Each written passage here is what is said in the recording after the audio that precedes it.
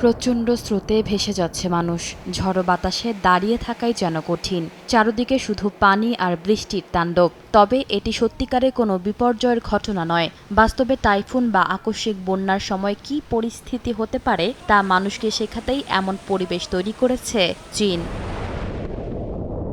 চীনের পূর্বাঞ্চলের হাংজৌ শহরের লুশিং ডিজাস্টার সিমুলেশন ট্রেনিং সেন্টারে এই প্রশিক্ষণের আয়োজন করা হয়। সেখানে অংশগ্রহণকারীদের বিশেষ পোশাক, হেলমেট ও নিরাপত্তা সরঞ্জাম পরিয়ে বাস্তবের মতো পরিবেশে নেওয়া হয়। ট্রেনিংয়ে ঘণ্টায় ১৬৫ কিলোমিটার গতির ঝড়ো বাতাস সঙ্গে মুষলধারের বৃষ্টির পরিস্থিতি তৈরি করা হয়।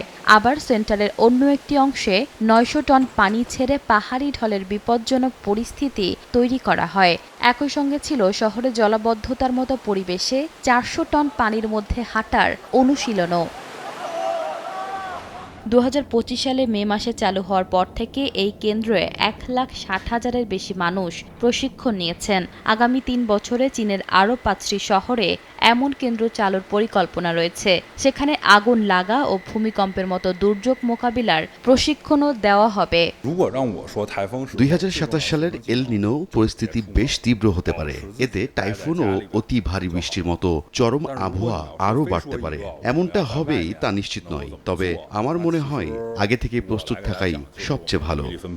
বিশেষজ্ঞদের মতে জলবায়ু পরিবর্তনের প্রভাবে চীনের টাইফুন, ভারী বৃষ্টি ও আকস্মিক বন্যার ঘটনা বাড়ছে। চলতি বছর এল নিনোর প্রভাবে আরও শক্তিশালী টাইফুনের আশঙ্কাও রয়েছে। চীনের জাতীয় জলবায়ু কেন্দ্র জানিয়েছে, জুলাই মাসে উত্তর পশ্চিম প্রশান্ত মহাসাগর ও দক্ষিণ চীন সাগরে গড়ে যতটি টাইফুন সৃষ্টি হয়, এবার তার চেয়েও বেশি টাইফুন হতে পারে।